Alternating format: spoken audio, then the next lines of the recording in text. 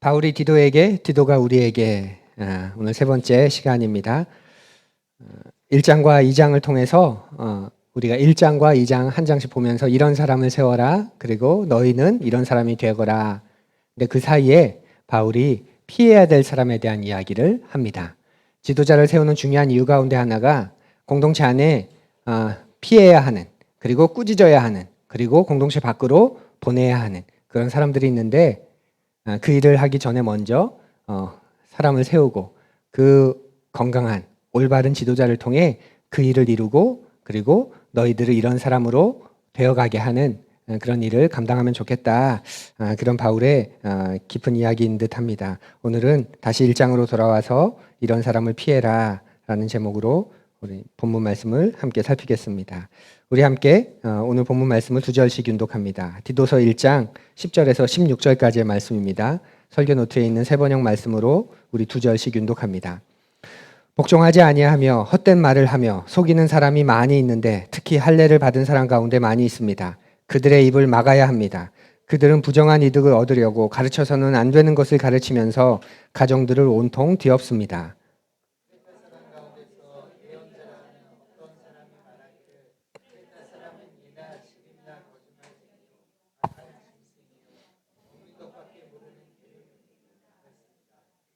이 증언은 참말입니다.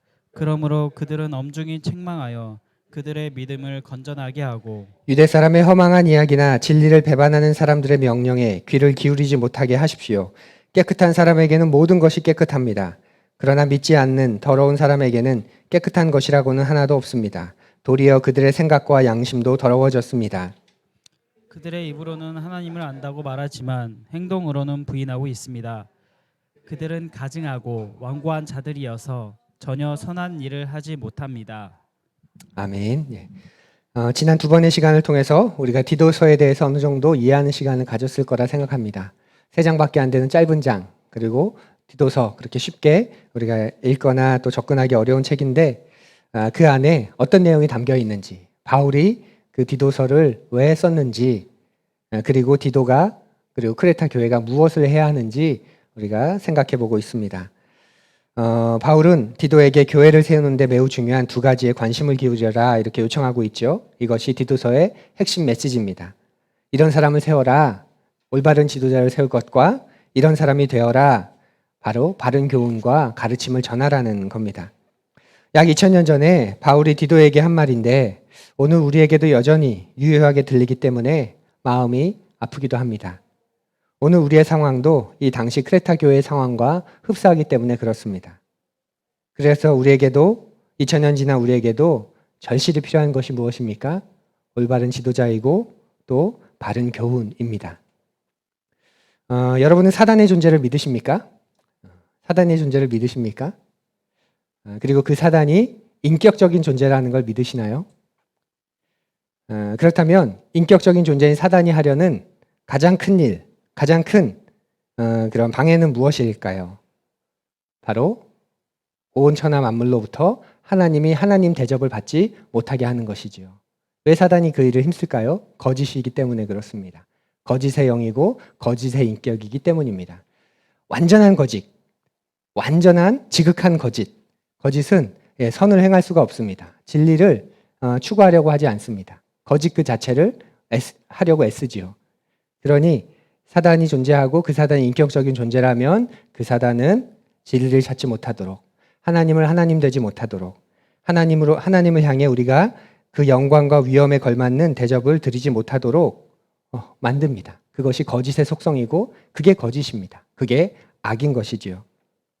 그러기 위해서 사단이 가장 잘 사용하는 게 있는데 그게 뭘까요? 잊게 만드는 겁니다. 뭐라고요? 잊게 만드는 것입니다. 하나님의 역사를 잊게 만들고 하나님의 은혜를 기억하지 못하게 만드는 거죠. 그래서 하나님이 끊임없이 그 백성에게 요구하는 게 뭡니까? 기억해라 아닌가요? 선지자들이 끊임없이 패역한 이스라엘에게 요청한 게 뭡니까? 기억하라는 겁니다. 기억해라, 기억해라. 너희들을 어떻게 애굽 땅에서 건져냈는지, 너희들이 어떻게 광야를 걸어갔는지, 어떻게 너희들을 보살피셨는지, 어떻게 너희들에게 구원을 베푸셨는지 기억해라. 하나님은 계속 기억하라고 주문하시고 하나님의 말씀을 받은 예언자들도 이스라엘을 향해 계속 기억하라고 합니다. 우리가 드리는 이 예배는 그래서 1차적으로 뭐지요? 기억의 시간입니다. 우리를 향해 하신 일을 다시 되새기는 것, 기억하는 것. 그래서 끊임없이 기도 가운데 마지막은 뭡니까? 구주이신 예수 그리스도의 이름으로, 우리를 구원하신 예수 그리스도의 이름으로. 아까 김영주 자매님이 굉장히 중요한 의미 있는 또 표현을 해주셨죠. 하나님과 우리 사이에 있는 그 중보자가 되신 예수 그리스도의 이름으로. 예배는 그래서 1차적인 예배에서 일어나는 일은 주님을 기억하는 겁니다. 맞아, 하나님 우리를 구원하셨죠. 하나님 우리의 아버지셨죠. 하나님이 내 삶을 그렇게 인도하셨었죠. 그것이 예배입니다. 그리고 그걸 재현하는 거죠. 기뻐하고 송축하고 마치 그 일이 지금 다시 일어난 것처럼. 그러면서 그 예배가 어디로 이어지지요?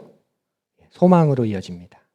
그 주님이 지금도 우리를 인도하고 계시고 장차 세상을, 장차 온 우주 천하 만물을 완성하실 것이다 하는 소망으로 이어가는 것입니다. 그렇기에 신앙에서 성찰의 시간이 없는 사람, 돌아봄의 시간이 없는 사람은 신앙이 죽은 사람이기도 합니다. 좀 극단적인 표현인데요.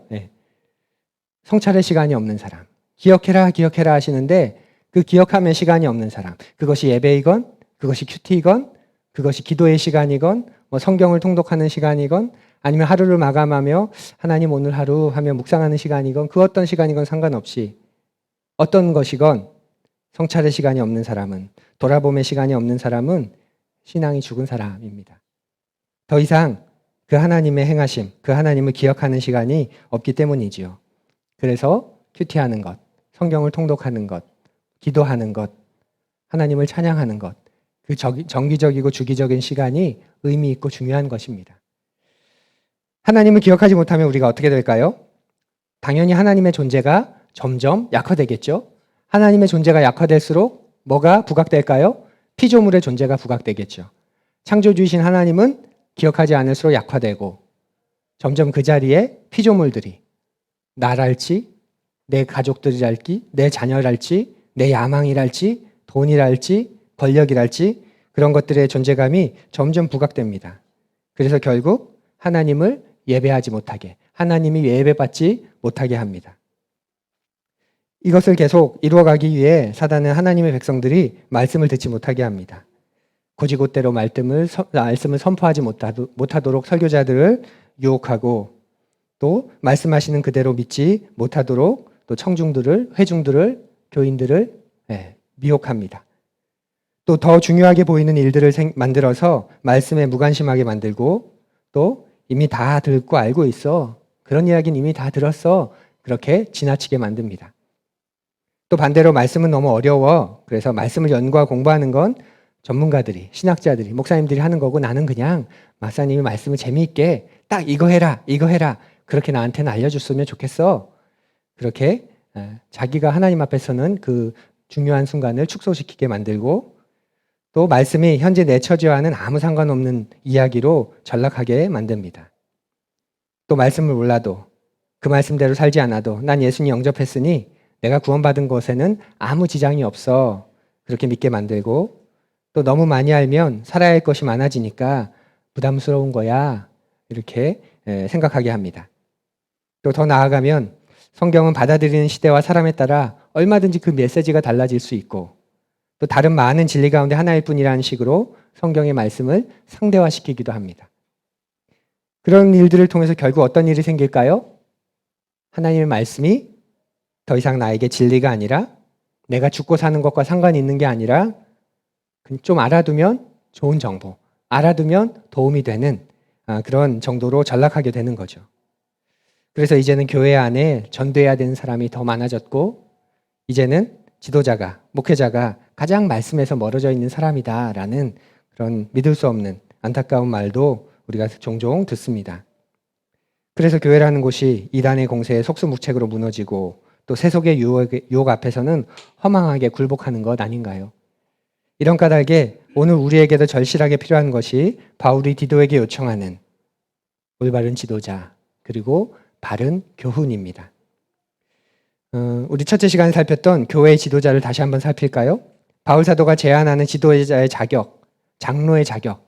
여기서 말하는 장로, 초대교회 장로는 지도자라고 말씀드렸죠. 오늘날 교회 안에 직분이 생겨서 장로가 아니라 이 당시에 장로는 교회 지도자, 감독 모두 같은 말입니다. 목회자라고 보셔도 되고 교회의 지도자, 운영위원이라고 보셔도 됩니다. 그 교회의 지도자의 자격, 장로의 자격이 뭔가요? 가정을 잘 다스리는 아버지여야 한다. 그리고 가정 밖의 사회생활에서도 인정받는 사람이어야 한다. 이것이었죠. 첫 번째로. 지도자가 되겠다고 결심한 사람이 아니라 지도자가 되기에 적합하다고 인정받는 사람을 세워야 한다라는 것입니다. 바울 사도는 이제 지도자가 될 사람이 교회 안에서 그동안 어떤 기여를 했냐, 어떤 활동을 했냐 이걸 크게 언급하지 않습니다. 왜냐하면 이건 말할 필요가 없는 것이기 때문에 그렇습니다. 이미 이건 그 당시에 공동체가 이미 교인들이 서로 충분히 보아서 알고 있는 거죠. 바울이 지금 강조하고 있는 건 그것보다 그래 20년 30년 한 교회 다니면서 많은 일을 했고 많이 섬겼고 많이 봉사했고 그래서 우리 교회 장로감이야 우리 교회 지도자감이야 그게 아니라 그건 당연한 거고 바울이 강조하는 것은 교회 안에서 그렇게 아무리 인정을 받아도 가정과 사회에서 인정받지 못하면 장로로서 지도자로서 적절하지 않다라는 것이지요.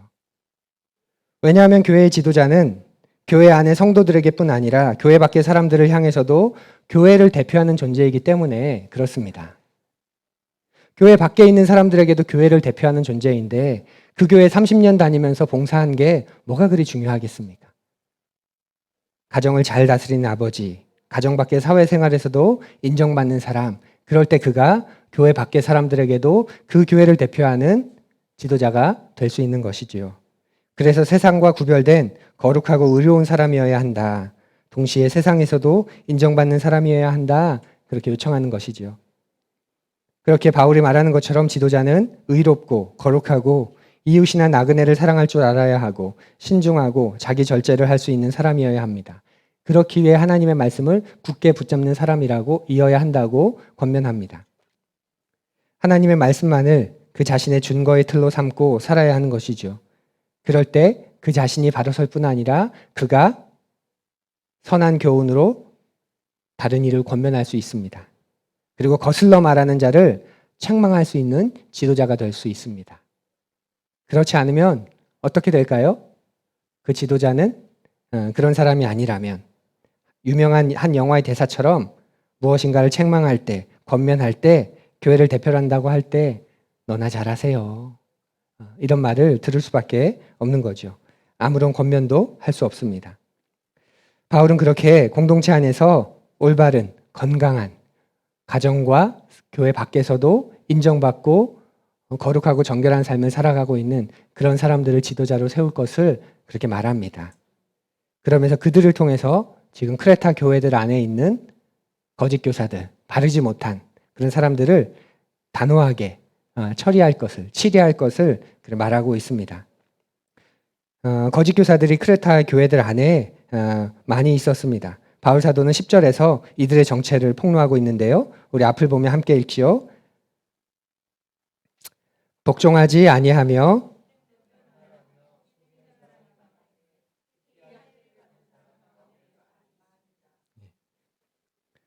거짓 교사들의 특징이 바울이 지금 세 가지로 말하고 있습니다. 크레타 교회 안에 많은 사람들이 모이죠. 할례를 받은 사람 가운데 이 말은 아마 유대인들, 예루살렘에서 온 유대인들이라고 보시면 됩니다. 유대교 배경을 가진 그리스도인들 가운데 나름 가르치는 일에 은사가 있고 또 교회들을 돌아다니면서 이렇게 말씀을 가르치는 그런 순회 교사들, 순회 선교사들 그런 사람들이 당시에는 이제 비일비재하게 서로 만나고 격려하던 그런 시대였습니다. 근데 어떤 사람들을 보니까 그들은 거의 거짓 교사에 가까운 공동체를 해야 하는 그런 모습을 보게 되는 거죠. 그 특징을 세 가지로 말합니다. 불순종하는 것, 복종하지 않는 것, 헛된 말을 하는 것, 그리고 속이는 자들, 그런 사람들이 많다 이렇게 말하고 있습니다. 바울이 말하는 복종하지 않는다는 건 1차적으로 바울과 디도가 전하는 복음에 순종하지 않는 것, 복종하지 않는다는 것이죠. 그들이 이 공동체 안으로 와서 바울은 그렇게 말하지만 디도는 그렇게 말하지만 근데 그게 다가 아니야. 더 중요한 게 있어. 그것만으로는 부족해. 그래서 그 가르침에 하나님의 말씀에 복종하지 않는 사람들이라는 뜻입니다. 그러니 당연히 교회의 질서나 권위에도 순종하지 않는 사람들이겠지요. 그러니 그들은 헛된 말을 일삼습니다. 알맹이가 없고 공허하고 의미가 없고 내용 없는 말을 내뱉는 겁니다. 하나님의 말씀을 전한다고 하면서도 세상의 온갖 잡다한 지식들만 나열하는 사람들이 이런 사람들일 겁니다. 성경에서는 뭐라고 하는가? 거기엔 전혀 관심 바뀌고 나는 어떻게 생각하는가? 그리고 세상은 뭐라고 하는가? 그것만 나열합니다. 많은 분들이 한 번씩 자신의 생각이나 궁금한 것들을 저에게 나누는데요. 안타까운 건 그런데 목사님, 이 부분은 성경에서 뭐라고 이야기할까요? 그걸 성경까지 가지고 가려고 하시는 분은 많이 없습니다. 목사님이 이렇게 말하고 성경은 이렇게 말하는데 근데 목사님 이런 거 아닙니까? 거기에 대해서 성경은 뭐라고 말하는지 한번 생각해 보셨어요? 이렇게 얘기하면 거기까지는 가지 않은 모습이 참 아픕니다. 성경에서 뭐라고 말하는가? 하나님은 뭐라고 말씀하시는가? 그게 늘 마음에 걸려서 나는 이렇게 생각하는데 세상은 이렇게 말하는데 근데 하나님이 이렇게 말씀하시고 성경에 이렇게 기록되어 있잖아. 그래서 그 긴장과 그 갈등이 계속 괴로워야 되는데 그게 아니라 나는 이미 이쪽 편에 섰고 그런데 그래서 성경이나 하나님 말씀은 아닌 것 같고 그래서 이런 거 아닙니까? 하고 푸념조로 그런 질문들을 던지는 질문을 받을 때 마음이 좀 편치 않습니다. 바로 크레타 교회 안에 있는 거짓 교사들이 그러한 사람들이었던 거죠. 불순종하고 그러니 헛된 말을 일삼는 사람들입니다. 그래서 자기들만 뭔가 대단한 지식, 자기들이 뭔가 온전한 지식. 그래서 기존의 가르침은 불분명하고 부족하고 다 옛 가르침이고 지금 가르치는 자기들이 가르치는 게 세련된 가르침이고 오늘날 세상에 맞는 가르침이라는 그런 헛된 말들을 계속 일삼았던 것이지요. 그러니 당연히 속이는 사람이 될 수밖에 없습니다. 덕을 세우지 못하고 적극적으로 사람들을 자신들이 하는 허망하고 허튼 이야기를 믿고 따르게 하는 그런 속이는 사람들입니다. 바울 사도는 이런 거짓 교사들의 특징을 묘사한 다음에 그들을 향해서 올바른 지도자를 세웠지? 디도야, 너와 그 지도자들과 함께 이들에 대해서 이렇게 대응해라 하는 두 가지 대응책을 제시합니다. 첫째는 11절에 나오는데요. 우리 함께 읽습니다. 그들의 입을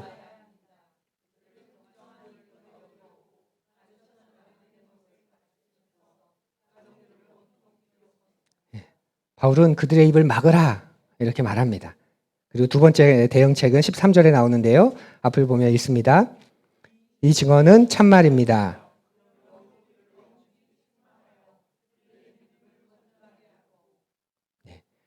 그들의 입을 막게 하고 그래도 그들이 따르지 않으면 엄중히 경고하고 엄중히 책망하라고 엄중히 꾸짖어라 이렇게 말합니다. 이 두 가지를 좀 살펴보면 바울 사도는 교회 안의 거짓 교사들 그리고 그들의 영향을 받고 있는 이들의 입을 막아라 이렇게 말합니다. 문자 그대로 해석을 하면 반드시 이들의 입을 막아야 한다 이런 뜻입니다. 반드시라는 표현이 강조되어 있습니다. 근데 이 말이 두 가지 의미죠. 반드시 그 입을 막아라. 첫 번째는 닥치게 해라. 입 뻥끗도 못 따게 해라. 교회 안에서 공동체 안에서 그런 의미일 수도 있고 또 반드시 그 입을 막아라 이 말은 아무런 할 말이 없게 만들어라 이런 뜻이기도 합니다. 그런데 후자에 가깝습니다. 그러니까 그런 거짓 교사들의 권위나 그걸 박탈해서 입을 닥치게 해라 이런 의미가 아니라 그들이 가진 생각, 그들의 가르침이 얼마나 잘못된 건지 밝히고 너희는 바른 가르침을 전해서 바른 모습을 보여주면서 그들이 할 말이 없게 만들어라. 그들이 하는 말이 얼마나 허망한 말들인지 허탄한 이야기인지 그걸 그들 스스로 깨닫게 해라. 돌아설 기회를 줘라. 이런 뜻에 가깝습니다. 그거 관련된 어떤 이야기가 있을까 생각해 보다가 아주 오래전에 한 35년 전쯤에 들었던 아름다운 이야기. 어렸을 때 들었던 이야기인데 그 어린 마음에 그 이야기가 너무 아름다워서 이렇게 살면 좋겠다 생각을 가졌던 적이 있습니다. 예전에 라디오에 사연을 접수하고 그 라디오에서 아름다운 이야기들 이렇게 많이 들려줬던 그런 시절이 있었죠. 그때 한 청취자가 자신이 겪은 이야기라면서 한 이야기를 그 라디오에 보낸 적이 있습니다. 갑작스럽게 길을 걸어가는데 갑작스럽게 비가 쏟아지는 날입니다. 길을 걷던 사람들이 다 비를 피할 곳을 찾아 이리저리 방황했죠. 이 사람도 길을 걸어가다가 갑작스럽게 내리는 비에 두리번거리다가 한 건물 처마 밑을 발견합니다. 그리고 좁지만 그곳에 이렇게 몸을 벽에 바짝 붙이면서 최대한 비를 피하고 있었습니다. 먼저 온 청년이 하나 또 있었고요. 그 좁은 공간에 그렇게 두 사람이 비를 피하고 있는데 이제 사람들이 한 명씩 그곳으로 오는 거죠. 비를 피하려고 마땅하지 않으니까 그렇게 한 사람 한 사람씩 오셔 꽤 그 좁은 공간이 이제 더 이상 들어올 틈 없이 꽉 찼다고 합니다. 근데 얼마 지나지 않아서 비를 좀 많이 맞은 한 어르신이 그곳으로 또 비를 피하려고 사람들이 몰려 있으니까 오는 거죠. 근데 자리가 없어요, 공간이. 그럼에도 같이 피합시다 그러면서 막 밀치면서 거기를 비집고 들어왔습니다. 근데 맨 먼저 들어왔던 청년이 오세요 하면서 자리를 양보해서 딱 꽉 찼는데 그 청년이 옆으로 가서 밀치다 그 청년이 이제 밀려난 거죠. 예, 그래서 그 청년이 비를 쫄딱 맞게 됐습니다. 그 노인이 겸연쩍어 하면서 이렇게 말했다고 해요. 이봐 젊은이, 자네가 좀 이해해. 세상이 다 그런 거야. 그런 말을 했다고 합니다. 그 청년이 화를 낼 줄 알았는데 잠깐 멍하니 있더니 이제 사라졌습니다. 다른 곳으로 뛰어간 거죠. 그런데 잠시 후에 우산 여러 개를 사가지고 왔다고 합니다. 그리고 그 우산을 그 처마 밑에 있는 사람들에게 하나씩 나눠주고 그 노인에게도 나눠주고 이렇게 말했습니다. 아닙니다, 어르신. 세상이 다 그렇지만은 않아요. 그리고 이제 빗속을 걸어갔다고 합니다. 옆에서 지켜본 자기의 얼굴이 화끈거렸다고 이야기하고 그 어른이 얼마나 부끄러웠을까. 그 어떤 말, 그 어떤 변명을 그 어른이 할 수 있었을까. 그런 이야기였습니다. 바울 사도가 말하는 그 입을 닫게 해라 하는 게 이런 것일 겁니다. 그들이 하는 말, 그것이 얼마나 잘못된 건지 너희들이 바르게 살아서 바르게 가르치고 바르게 살면서 그걸 보여주렴이라고 말하는 거죠. 바른 교훈으로 권면하고 그 삶을 보여줘서 돌아설 수 있는 기회를 주라는 겁니다. 왜냐하면 그것이 시급했던 이유는 당시 크레타에 있는 교회들 안에 가정들이 무너지는 모습들이 있었기 때문에 그렇습니다. 11절의 말씀을 개역개정으로 한번 읽어볼까요? 우리 앞을 보면 있습니다. 그들의 입을 막을 것이라.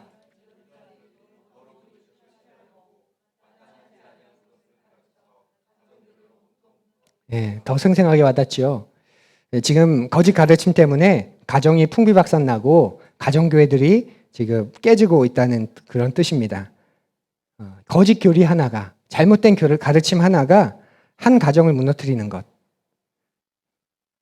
우리 시대도 보고 있지 않습니까? 신천지가, 통일교가 그 잘못된 가르침이 처음에는 매력적인 것처럼 보이는데 결국 가정을 얼마나 풍비박산 만들고 산상조각 만들고 한 개인으로 파편화시키고 개체화시키는지 우리가 보고 있습니다.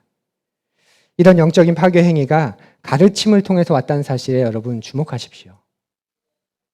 그냥 무언가를 배웠을 뿐인데 그 배움이 이렇게 만드는 것이지요. 우리는 유교 문화, 그 양반 중심의 문인 중심의 문화여서 뭔가를 배운다는 걸 굉장히 숭상합니다. 그래서 아이들이 책을 읽으면 뭉클한 감동 있지 않나요? 책을 읽네 제가. 드디어 우리 집에도 하나 나왔구나 막 그런. 우리 유교 문화가 그렇습니다. 그러다 보니까 우리는 뭔가를 배운다, 뭔가를 알려고 한다. 이것에 대한 그런 로망 그리고 어떤 그런 칭찬이 있습니다. 그런데 중요한 것은 배우는 것 자체가 아니라 뭘 배우는가. 읽는 것이 아니라 뭘 읽는가. 무엇을. 그래서 그걸 통해서 어떤 일이 일어나기를 원하는가. 우리가 그것을 분별해야 하죠. 분별하지 않는 배움, 분별하지 않는 가르침, 이것만큼 위험한 게 없습니다. 그냥 교회 안에 들어온 뭔가 가르침을 받았을 뿐인데 그것 때문에 지금 가정들이 풍비박산 나고 있습니다. 근데 그들이 그런 잘못된 가르침을 가르치는 가장 중요한 원인이 뭘까요? 이들이 몰라서 그것이 진리라고 생각해서 가르친다면 그나마 회생의 여지가 있는데 모르고 그것이 진리라고 생각해서 그렇게 가르치는 게 아니라 악한 의도를 가리고 그렇게 가르치고 있는 것이죠. 더러운 이득을 취하려고, 부정한 이득을 취하려고 가르쳤다고 바울은 말합니다. 이들의 의도가 부정하다는 것이지요. 더러운 이득을 취하기 위해서 가르치지 않아야 할 것을 가르쳐서 가정들을 온통 무너뜨렸다는 겁니다. 당시에 거짓 교사들이 당시 헬라 철학이 왕성하던 때여서 당시에 순회 철학자들, 헬라 문화 안에서 이미 사상가들과 철학자들이 지역을 돌아다닙니다. 돌아다니며 사람들을 아레오바고 같은 광장에 모여서 그런 토론하는 광장에 찾아가고 그런 곳에 모여서 자기가 가지고 있는 지식을 이렇게 이야기합니다. 그러면 오늘날 버스킹처럼 사람들이 그 가르침을 듣고 감사함을 표시하는 거죠. 헬라인들은 그런 자기들이 위대하다고 여겼기 때문에 그런 일들이 보편적으로 일어납니다. 그러니 교회 안으로 들어와서 그 교회 안에서 바울과는 다른, 디도와는 다른 어떤 새로운 되게 재미있고 매력적인 그런 가르침을 조금씩 전하기 시작한 것 같아요. 그럼 사람들이 열광하고 그런 사람들로부터 부정한 이득을 취하면서 그것을 가지고 이제 살아가는 그런 교사들이 있었습니다. 오늘날에도 마찬가지 아닌가요? 오늘날의 SNS, 특히 유튜브가 대표적입니다. 구독자 수, 조회수를 올리려고, 그래서 수익을 얻어내려고 말도 안 되는 이야기들을 만들어내고 또 사람들은 그 이야기에 아무 생각 없이 동조합니다. 그것이 어떤 의도로 일어나는 일인지 그의 삶에 대해서도 전혀 모르고 그의 학문적인 백그라운드나 배경에 대해서도 전혀 모르고 그냥 그곳에 구독자 수가 많으니까, 조회수가 높다고 하니까, 요즘 핫하다고 하니까 그런 통계의 함정에 빠져서, 통계의 유혹에 빠져서 많은 사람이 보니, 많은 사람이 따르니 건강한 거겠지 그러면서 말도 안 되는 그런 이야기들을 회녹됩니다. 이런 사람들의 관심은 진리가 아니라 물질인 것이죠. 많은 경우 진리를 위한 싸움의 배후에는 권력과 돈이 자리하고 있습니다. 그래서 바울 사도는 앞선 이야기에서 교회 안에 지도자를 세울 때 그 지도자의 중요한 여건이 뭐였습니까? 더러운 이득을 탐하지 않는 사람이어야 한다.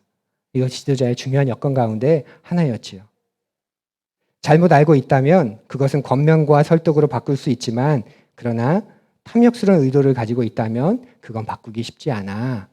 그런 사람은 엄중히 징계하고 꾸짖어야 돼 라고 말합니다. 그래서 저는 부흥사분들을 그렇게 별로 탐탁치 않게 여깁니다. 특별히 목회하지 않는 분들, 목회하지 않으니 자기가 목회자로서 사역자로서의 이런 걸 부각시키는 건 당연히 집회밖에 없겠죠. 그러다 보니 집회에서의 언어 수위나 말이나 행태가 점점 세집니다. 그리고 은혜를 끼쳐야 또 다음에 오기 때문에 점점 은혜를 끼치려는 좀 무리한 그런 시도들을 많이 하는 걸 볼 때마다 굉장히 불편합니다. 그래서 누군가를 모셔야 한다면 저는 목회를 하고 있는 분, 그리고 내가 알고 있는 분, 그 삶을 적어도 어느 정도 검증한 분, 저는 그런 분을 모시려고 합니다. 근데 그런 분들의 문제가 뭔가요? 와서 은혜를 주고 가셔야 되는데 은혜를 잘 못 주고 가시는. 그럼에도 그분들의 삶이 진짜이고 그분들의 말은 진짜이기 때문에 그것은 우리가 분별해야 되는 것이지요. 선교단체나 또 교육단체도 마찬가지입니다.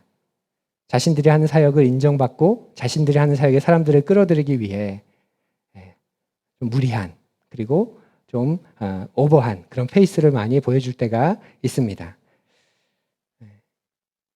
그런 바르지 못한 것들이 그 중심을 잡으려고 할 땐 우리는 그것을 결연히 끊어낼 필요가 있겠지요. 그렇게 바른 교훈으로 권면을 해도 입을 다물지 않는다. 그렇다면 더욱 적극적인 대응을 하라고 디도에게 말하는데요. 13절입니다. 그러므로 그들을 엄중히 책망해라. 그렇게 말합니다. 사랑하는 푸르니 여러분, 말씀으로 거듭해서 권면해도 듣지 않을 경우 어떻게 해야 될까요? 과감하게 책망하고 꾸짖어야 합니다. 이것이 특별히 자녀 양육에 적용되지 않습니까? 자녀 양육에. 마트에서 아이가 뛰고 있습니다. 어떻게 해야 됩니까? 뛰지 마! 해야죠? 그죠? 근데 우리가 참 오은영 씨로부터 많은 배움을 받아서 아이가 마트에서 뛰는데 어떻게 합니까? 너 뛰다가 넘어지면 다칠 수 있어. 뛰다가 다른 사람과 부딪힐 수도 있겠지? 그러면 넘어지면 얼마나 아플까? 그러니 뛰지 말아야 되겠지? 근데 이 아이가 뛰어요. 그러면 뛰지 않아요. 이렇게. 그건 멱살을 잡고 뛰지 마. 이렇게 엄중히 꾸짖어야 되는데 그렇게 못하죠. 바울의 가르침은 이것입니다. 1차적으로 그들이 돌이킬 기회는 주는데 그러나 돌이키지 않는다면, 그리고 그들이 몰라서 그러는 게 아니라 부정한 의도를 가지고 그렇게 행하는 거라면 엄중히 꾸짖고 엄중히 책망하고 그래도 듣지 않는다면 공동체 밖으로 내쫓으라 라고 분명하게 말합니다.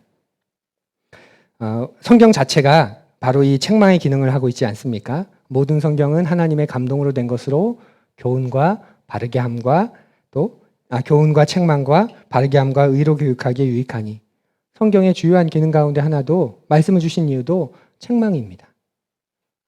하나님 우리를 바르게 하기를 원하셔서 책망하시는 분, 엄중히 꾸짖는 분이시고, 그것이 공동체 안에서도 또 우리의 자녀 양육 안에서도 어떤 경우에는 가장 바른 그런 방법일 수 있습니다.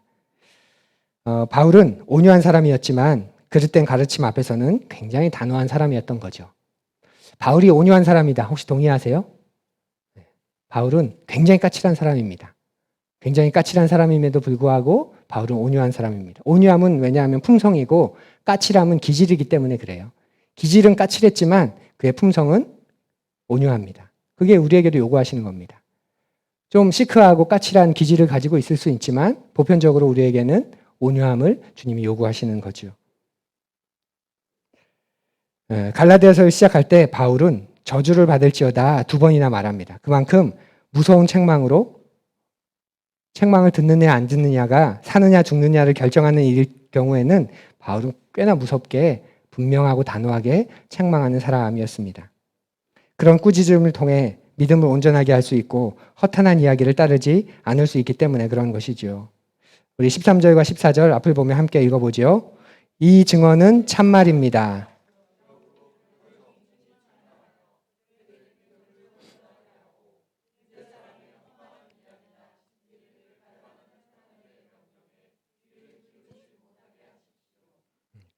바울에게 있어서 믿음을 온전하게 한다는 건 건강한 믿음, 온전한 믿음은 건강한 믿음, 병든 믿음이 아니라 건강한 믿음이라고 의학적인 용어라고 말씀을 드렸죠. 일반적인 신실함을 말하는 게 아니라 바른 기독교 신앙, 바른 기독교 교리, 바른 기독교 신학, 그리고 그것을 드러내는 삶, 그것이 바울이 말하는 건전한 믿음, 건강한 믿음입니다. 건강한 신체에 건강한 정신이 깃드는 것처럼 건강한 교리에 건강한 믿음이 자리 잡는 것이지요. 유대인들의 허탄한 이야기를 따르지 말라고 할 때 유대인들의 그 허망한 이야기는 유대인들의 신화를 말합니다. 또 구약 성경의 이야기를 영지주의적으로 해석하는 것, 환상적으로 교묘하게 꾸며낸 그런 이야기들을 말합니다. 또 진리를 배반하는 사람들의 명령은 할례파들의 주장과 같은 율법주의입니다. 그래서 경건의 모양은 가졌을지 몰라도 경건의 능력은 없는 가르침일 뿐이지요. 이렇게 이 당시에 사람들에게 유대인들의 허탄한 이야기가 있었다면 오늘 우리의 시대에는 어떤 허망한 이야기, 허탄한 이야기가 있을까요? 예수를 믿어서 기독교 신앙을 가졌더니 주님 앞에 헌신하고 주님 앞에 순종했더니 성공했다 하는 그런 성공한 사람들의 이야기가 있지 않을까요? 예수를 믿었더니 부자가 되고 예수를 믿었더니 성공하고 안 풀리던 일이 풀리고 또 주님 앞에 새벽 지단을 정성으로 쌓았더니 포기하지 않았더니 큰 교회를 건축했다더라 하는 그런 허탄한 이야기들입니다.